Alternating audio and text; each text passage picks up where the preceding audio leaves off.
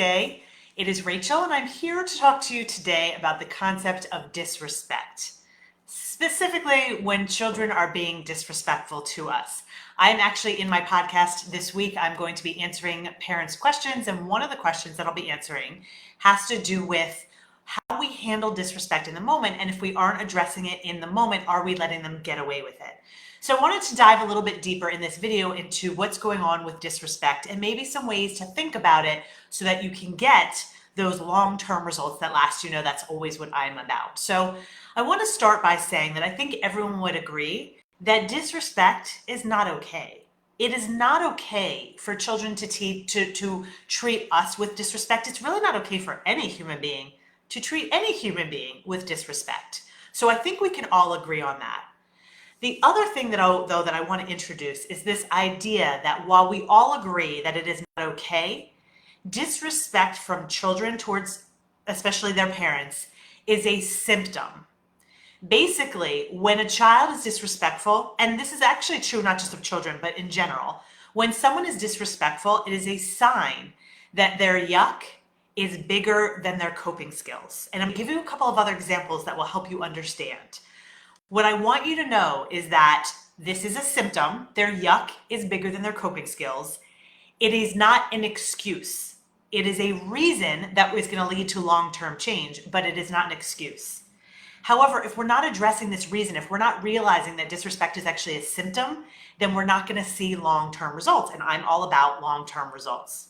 So let me give you some examples. Let's say actually we're thinking about you and what happens for you. Let's say you've been just very simply asking your child 5 times to put their shoes away. You've asked them over and over and over, and you are realizing that they're not putting their shoes away, and you are getting more and more frustrated. Your yuck is increasing. At some point, your yuck is going to get bigger than your ability to calm yourself down and realize that, you know what, this situation is just going to go better if I stay calm. At some point, your yuck is going to get bigger than your coping skills, and that's when you're going to say and do things that you regret. That's when you're going to threaten to take everything away. That's when you're maybe going to say something to them that you regret, like, I can't believe you're doing this, and you're being so awful today. The things that we regret, all of those are simply symptoms that our yuck has gotten bigger than our coping skills. Another way to think about this is if your child were, let's say, struggling with math, they were not able to do math problems, we wouldn't punish them for not being able to do math problems. We would probably get them a tutor and teach them how to do math. Honestly, being disrespectful is a sign that a child doesn't know how to cope with all that they're feeling inside. It usually happens when you tell your child they can't have something that they want, they can't do something that they want, maybe they're tired, whatever it is, they're in some sort of yuck and they're not handling it in a mature way because they are missing the skills to be able to handle it in a mature way. Just like a child is missing the skills to do a math problem. We would teach them those skills, and then the behavior where they're unable to do the math problems would change. And this is ultimately what we need to recognize, that a child is in this place where they have a lot of feelings and they are simply unable to cope with those feelings. The feelings have gotten bigger than their ability to cope. Happens to us as well. Now, someone did mention, well, what about teenagers who seem like they don't care? That's not really their yuck. That's not yuck talking. Absolutely, that is yuck talking. It's not a specific situation, but very honestly, I was a therapist for teens for many years. And by the time teens get to the point where they don't really care about things anymore, often it's because they've been struggling for a while and they stop caring. It's very difficult for them. Schoolwork may be difficult, or they're anxious or depressed. There's something going on that gets them to the point where they stop caring. So it may not be a clear yuck that just happened, but absolutely that's a sign of their yuck. It doesn't make their disrespect okay, but it is a sign that they're in yuck. And then if they really don't care about something, let's say they don't care about their schoolwork, and we come up and we say, you know what, you have to do your schoolwork or you lose your phone for the weekend.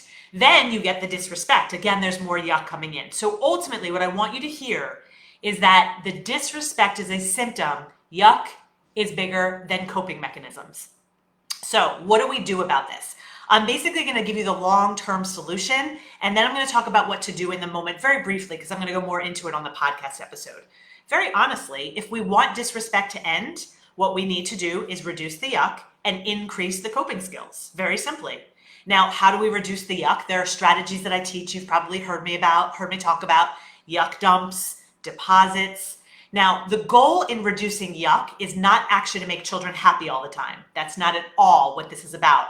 Many of you know my area of expertise is in resilience, and you're not going to raise resilient kids if all you're doing is trying to make them happy. What you want to do is reduce the yuck that's unnecessary. You want to do yuck dumps and change around things you can. You want to make deposits to strengthen your relationship, but it's not about making kids happy all the time. In fact, they shouldn't be happy all the time. That's where the coping mechanisms come in. So if you want long-term change with disrespect, the coping mechanisms is where you're going to get that long-term change. The other unfortunate news about coping mechanisms is that they take a while to learn. Very honestly, whenever I talk about teaching kids coping mechanisms, I basically say you're teaching them a language that is not intuitive to the way their brains are wired. So imagine you're teaching them Japanese or German or any new language. It's not quick and simple. It takes lots of, first of all, learning the language. It takes lots of practice, lots of repetition. So ultimately, that's the long-term results. That's what I teach, is how do we teach kids coping skills? How do we reduce the yuck? So what the heck do we do in the short term? That's what I know a lot of people want to know. And if we don't address it in the moment, isn't that giving in? Isn't that giving in to them? So here's what I will say in the long run, in the short term, in the moment. And what I mean by in the moment is when a child is actually being disrespectful. You can't control another person's behavior. You can try, and you can say, well, if you don't stop being, if you're not more respectful, I'm going to take away your phone. You can't have screen time. You can do that all you want, but you can't control their behavior. And ultimately, when you're just taking away things when they're being disrespectful, they don't actually learn coping skills. It doesn't help them in the long run. Long term, they need the coping skills. So my high recommendation for you in the moment is to stop trying to get them to change. What you want to do instead, and this is what I do when my kids, very honestly, they're not so disrespectful anymore. I've worked with them a lot on this. But when they are disrespectful every once in a while, I focus on what I can do. What can I do when a child is disrespectful? And I will tell you what I do is I say, I don't allow people to talk to me like that. I'm going to walk away. That's all I can do. I don't focus on getting them to stop. You can't control another human being. So I'm not letting them get away with it. I'm also not trying to change them in the moment, especially when someone is already in yuck. It's very hard for them to get out of yuck, turn around, and start to improve their behavior.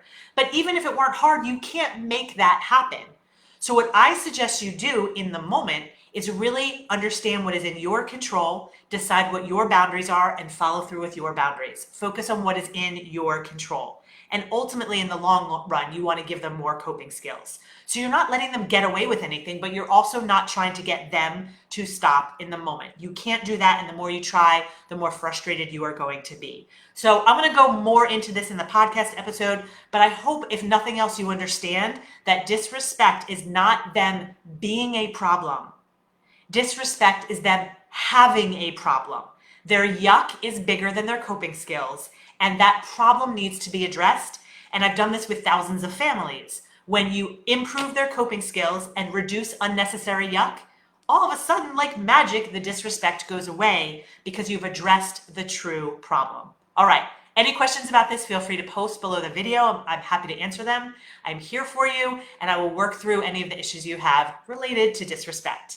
Tune into the episode to hear a little bit more detail, as well as another parent's question, and I will see you again soon.